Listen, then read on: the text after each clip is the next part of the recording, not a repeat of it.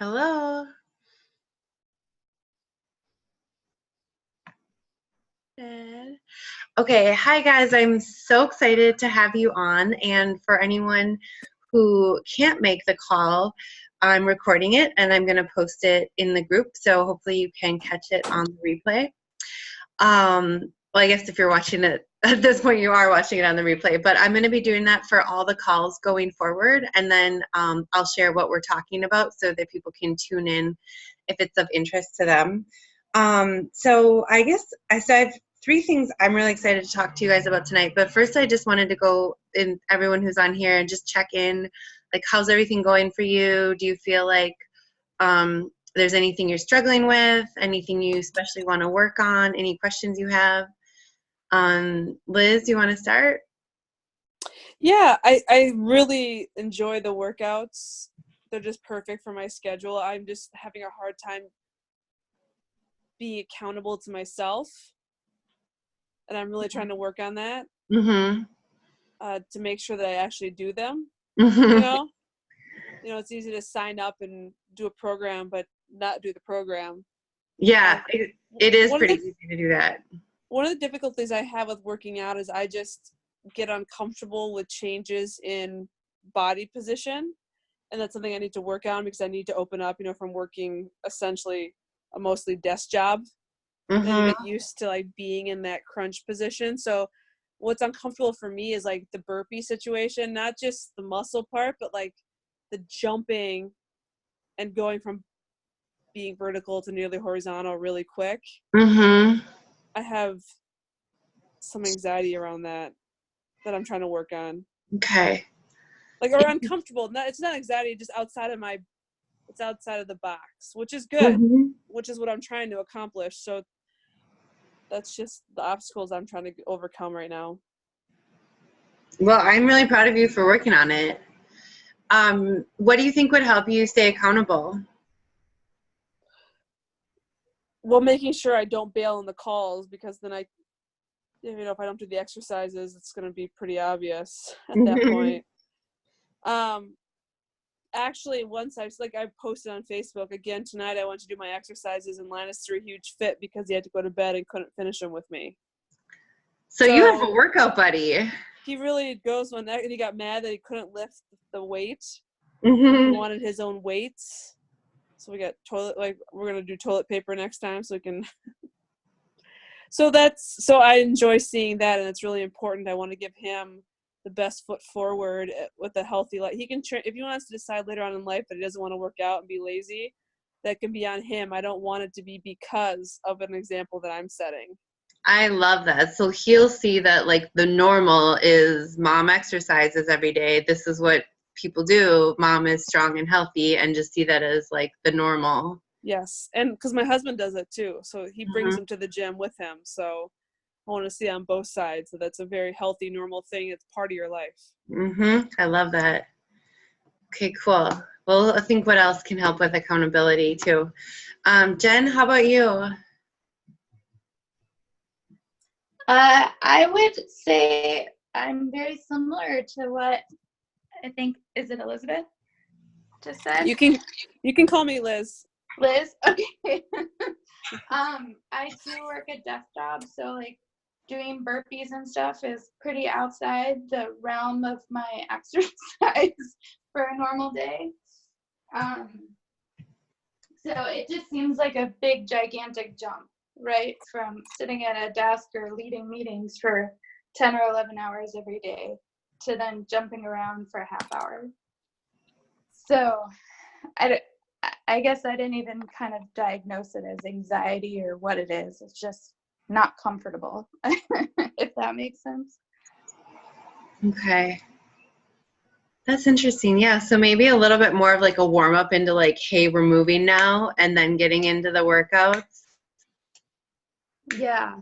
Yeah. I guess that's probably a good point. I haven't done a warm up prior.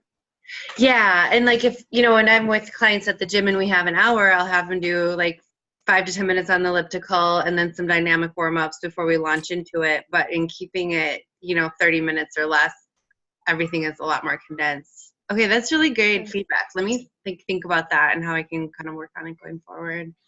Okay. So, Liz, I'm really glad you brought up accountability, because the first thing I wanted to talk about tonight is an accountability partner. And I heard this recently at a conference that I went to, and I just absolutely loved it. And so the idea is that you need to get an accountability partner for this program. Like, I'm here, and everyone's supporting each other in the Facebook group, but still, like, you don't post everything in the Facebook group, and only if you're doing the workouts that you want to do, or if you're hitting your target in terms of food or water or anything like that. So we all need to find an accountability partner who we're going to check in with, like, regularly and daily about every decision that we're making, the food we're eating, when we're going to sleep, the water that we're drinking, how much water, food and alcohol choices, the workouts. And this accountability partner is going to be your future self. And so I want to sort of do like a quasi meditation right now, and I want everyone to close your eyes, you guys. Or Jen, if you're driving, don't close your eyes. But if you're not driving, close your eyes and just picture the future self that you want to have, like the life that you want to create. And this is like maybe 5-10 years from now, maybe 20 years from now. So maybe you're like 50 or 60 or whatever is 10-20 years down the road for you.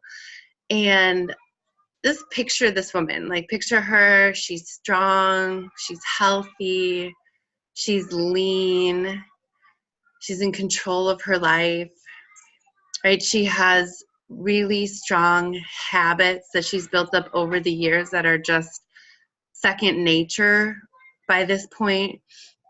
Habits of choosing food that she knows is going to nourish her body and fuel her for the work that she needs to do.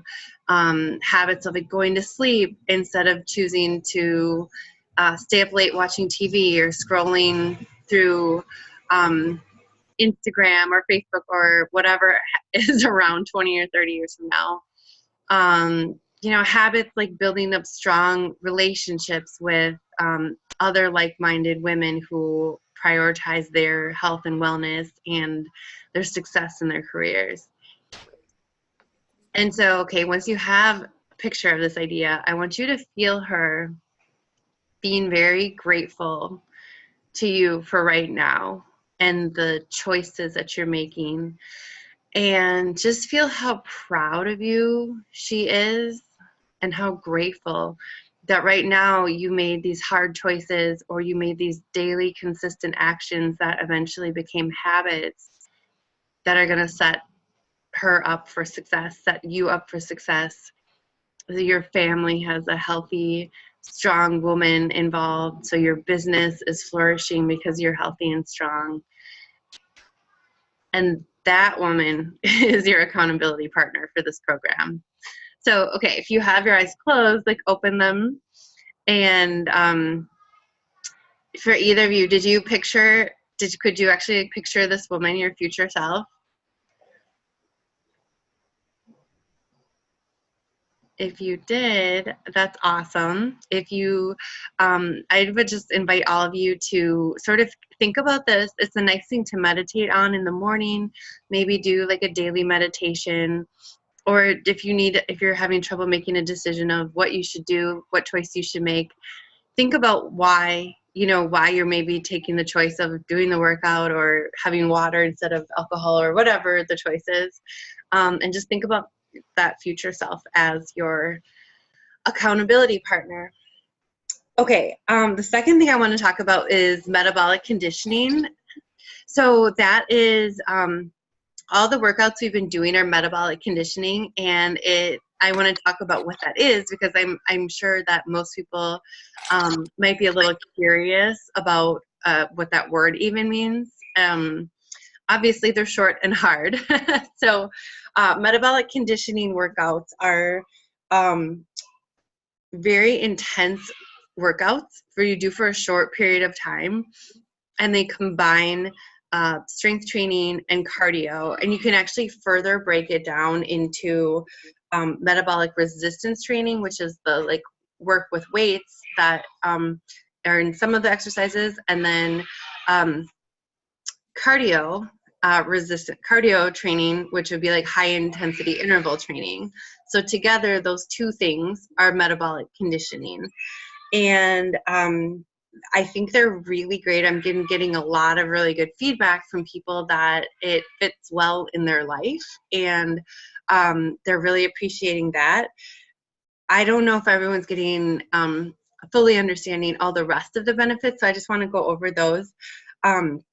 One thing that's great about these workouts is that they jack up your metabolism and they cause your body to become a fat burning machine for about the next 48 hours. So if you do normal cardio, it doesn't increase your metabolism at all. It just burns extra calories.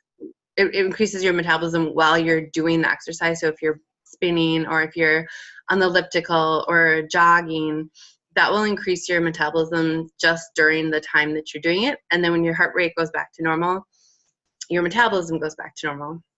But when you are lifting or when you're doing these metabolic conditioning workouts, it increases your metabolism by like 8 to 9% for up to 48 hours. So that's awesome. Like you get the benefits of the workout, and it's just like the gift that keeps giving. It also helps you build more muscle. Muscle burns more calories than body fat or other tissue. So that's like additionally causing your body to burn more calories. The other benefits of the metabolic conditioning workouts is that it improves your conditioning and it will simultaneously improve your strength. So if your goals are to improve your fitness or to cut body fat and fit these in a busy lifestyle, these are great workouts. And so they're really intense, obviously, so that's why none of them are longer than 30 minutes. You should also give yourself enough rest and recovery. So I'm only sending out 2 a week plus a yoga flow, and really the maximum that anyone should do these type of workouts is 3 times a week. If you're additionally strength training, like traditional lifting weights, then you should only do these like 2 times a week. Any questions about these or any feedback? Love, hate, more or less burpees? I don't think anyone is going to be pro burpee. No, one of my friends who's also a trainer with an online health business is marketing her whole group coaching program on that there's no burpees involved in it. Okay, cool. So the last thing I want to talk about tonight is stress management, and I want to work that into all of our calls and start giving you some information in the emails and the Facebook group as well. Because every woman in this group is busy, has a demanding career, like some super demanding. I know both of you do. And everyone in here has juggling career, family, community obligations, and trying to prioritize your own health. And that can be really stressful. And I just heard the statistic that like it's not very well known, but a leading cause of actually death for women is cardiovascular disease, and one of the factors is brought on by stress. And it used to be men that really had that because they like couldn't deal with it, but I think women's lives are just becoming increasingly stressful. Also, stress makes you fat, which I think a lot of people don't really know that, but if you're trying to build muscle and drop body weight, stress will cause your body to go into fight or flight mode, which causes it to hang on to stored body fat because it thinks in like old-fashioned times, like it does not know when it's going to get fat again. It does not know when it's going to get more fuel. So it causes your cortisol to spike. And one of those triggers is that it holds on to body fat. So stress is just, we are all living in super stressed out worlds. Like every time I talk to someone, like, hey, how are you? It's like busy. That's everyone's answer. How are you? Busy. And all of, the women that I work with are often really stressed out. So my challenge for you all this week, and I'm going to do the same, is to pick 2 or 3 anchor actions that are going to help you get centered and grounded. And so what these are your like non-negotiable, total deal breaker things that you do every single day that don't take up that much time. And that's why they can be an everyday thing, but just help you calm, help you get grounded, help you recenter, refocus. And so for me, these actions are to have a cup of coffee in the morning, and I just sit with it. I just like sit, and I don't have anything. If it's above freezing, I'll usually go outside and I'll just like sit there and enjoy my coffee. And I consider that kind of a meditation, to just like sit and be present and just enjoy the cup of coffee for like 2 minutes before I get going. Actual meditation is another one. My friend Nikki is going to be a mentor in this group, and she's going to be giving us some short meditations that people can work into their busy lives. Yoga is another one. The first yoga flow that I set out is just 17 minutes long, and I think that's a really nice way to start the day or end the day. I think next week I'll work on a desk yoga that you can do right in your office to just stretch out, just like a real quick one to stretch out and get, back to yourself and back centered.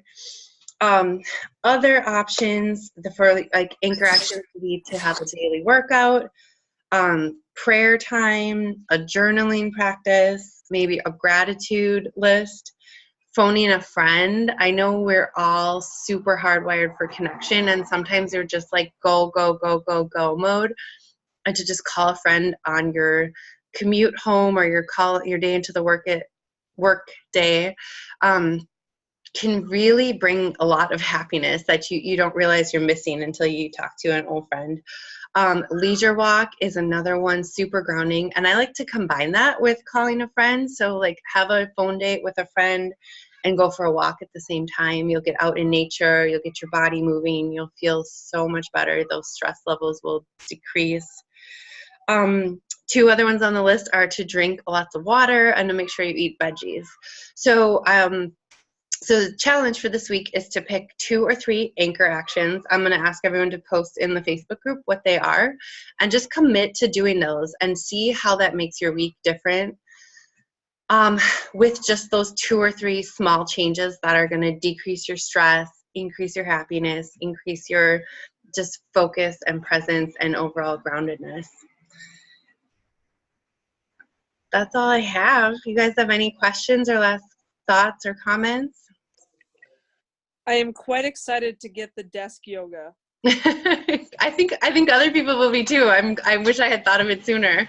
Yeah, I mean, are you going to incorporate, because my favorite are like the open chest moves. Mm-hmm.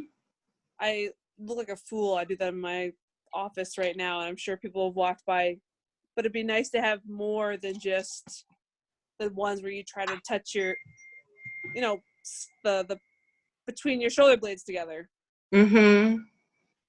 Yeah, I'm gonna look into it, and I might make a couple.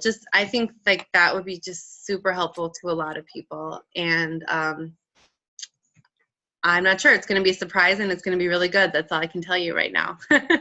Your follow-up could be airplane yoga. Oh my gosh, yes, I do yoga in airports all the time, and I'm fine looking like a weirdo, because you feel so much better. Love it.